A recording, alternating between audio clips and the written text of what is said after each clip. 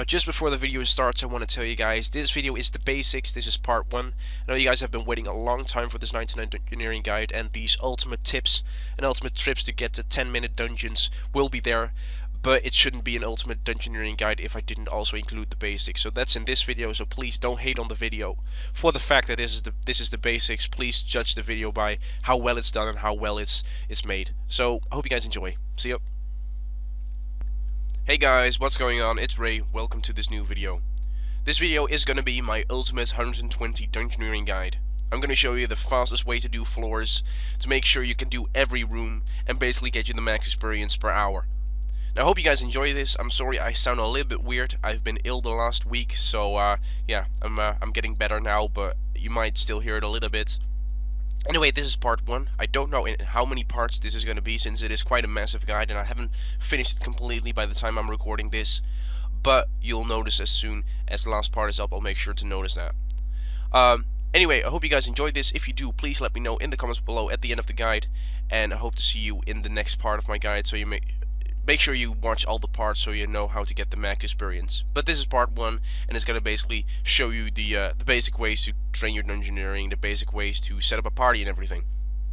Anyway, for the first thing, basically getting there, the only place where you can train your Dungeoneering is at Demonheim, and Demonheim is in the top of the wilderness. Now that's actually not the way how we're gonna get there, as probably most of you know. I'm still gonna show it. I walk from Lumbridge, I walk towards Alcarid, and there's a sailor, and I sail with it. It doesn't cost anything. Then I walk up the mountain all the way to Demonheim. Now once there, you'll see a guy standing there, which is the Dungeoneering tutor, which will give you a ring of kinship, and this is your main tool to train your Dungeoneering, and you can carry it around with you while you're training your Dungeoneering, so don't lose this one. And if you do, please just get it back with the Dungeoneering tutor. And with this you can also just teleport to Demonheim, so you don't have to run every time. Now that you're here, you're gonna start and make a party. Now, you might be a little bit confused if you're first doing Dungeoneering what this all is, but we're first going to talk about the ring. If you just click on the ring, it will open the party interface, and I'm going to explain some stuff that you might already know, but some of you really look over and have no idea what it is. So, anyway, we first have the form party button. As you can see in the top here, you'll see 5 empty slots. Now this means because every team can contain 5 party members. But if we form a party right now, you'll see that only me, Moneykills, will be in the party. Also, 2 buttons will be available to you, which is floor and complexity. Floor will change the floor where you're at right now and what floor you want to do. Now if you first start Dungeoneering, you'll be on floor 1, and of course if you have the max Dungeoneering level, which I'm pretty sure is 120 as of now, you can go all the way up to floor 60. Now the complexity is how difficult the dungeon will be. Now first you only have unlocked complexity 1. Then you'll go to 2, 3, 4, 5, and then on 6. And I do recommend for getting the max experience, you stay on complexity 6. You don't go any less, because you'll get a experience penalty for doing the lower complexities. As you can see right here, a 35 experience penalty. I just recommend staying on complexity 6, getting the max experience. It's not that much more difficult or anything. So once you've confirmed that, I'll do a quick floor for you guys. Oh, sorry. The complexity again. If you go to floor, let's see, I'll do a floor 32. Now there are 2 dungeon entrances right here. As you can see, it doesn't change which one you want to go to. Anyway, once you start a party, you'll be given the option what dungeon size you want to do. We have small and medium. Now this is because I'm soloing. If you have a larger team or a team of more than 3, you can also choose to do a large dungeon, which gets you even more experience, but I'll be talking about that later on. I'll just click a small right now, and I'll be taken to the first room in Demonheim. Now every start of every dungeon, you enter the dungeon in the smuggler room, which is of course a room with the smuggler in there, but it also has some different features which help you complete the dungeon all the way. The first thing I should head over to is the supply table, which has different kinds of food and some armors as well. Now I don't recommend actually using these armors since they're not that great, they only go up to tier 7. So I recommend selling those to the smuggler itself to get some money and buy different supplies who do help you in the dungeon itself. Now the food isn't that great, it does have some high level food, but it's not enough to survive you the entire dungeon. But the monsters drop some food as well, so you would be able to complete the entire dungeon without taking any deaths. Now the smuggler itself, you can sell your armor there, and then you can buy some runes and head over to the altar. Now I do recommend making some law runes and some cosmic runes. The law runes are used to teleport to the group gate stone, which we'll be talking about later. And the cosmic runes allow you to make your own gate stone, which you can drop. You can teleport there later as well. So I only recommend making those. About 100 of each should be fine. And if you have a ammo bind, you might already have your lost bind, so you might just take cosmics there. But if you don't have your lost bind, just make them as well. Also, there is a bucket of water, or what is it? Like some kind of vial stand where you can fill your vials with water if you need any potions in the dungeon. And there is a furnace with an anvil next to it. The furnace can be made to, or can be used to smelt the bars, and the anvil can be made to make some armors, which I don't recommend in the dungeon. But if you want to make a certain bind, maybe you just advanced a attack level, you just got level 90 or something, you can make your new Prometheum two-hander and bind it. There are also some doors in the starting room. It differs per dungeon how many doors there are, but it can go up to 4 doors in the smuggler room, which is a 4-way start.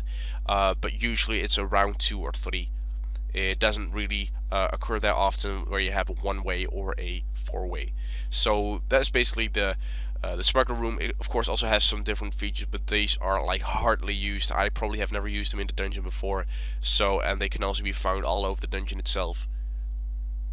Now, if you want to complete a dungeon all the way through the boss room, you gotta open many doors. Now, there are 3 main doors which you have to open, one of them being the key door. Now, as the name suggests, you can only open this one if you have the key. Now, there are many different shapes and many different colors, so make sure you have the right one. Now, with an update that happened in March, there's now a way easier version to make sure you have all the keys. In the top left corner of your screen, there's an interface which shows you what keys your party members have collected this dungeon. Now, before this, when you picked up a key, it went straight in the inventory for the one who picked it up. Now, if the one is not at the door where the key has to be used, you have to move the gate zone and teleport all the way there. So this is a way easier version to use this.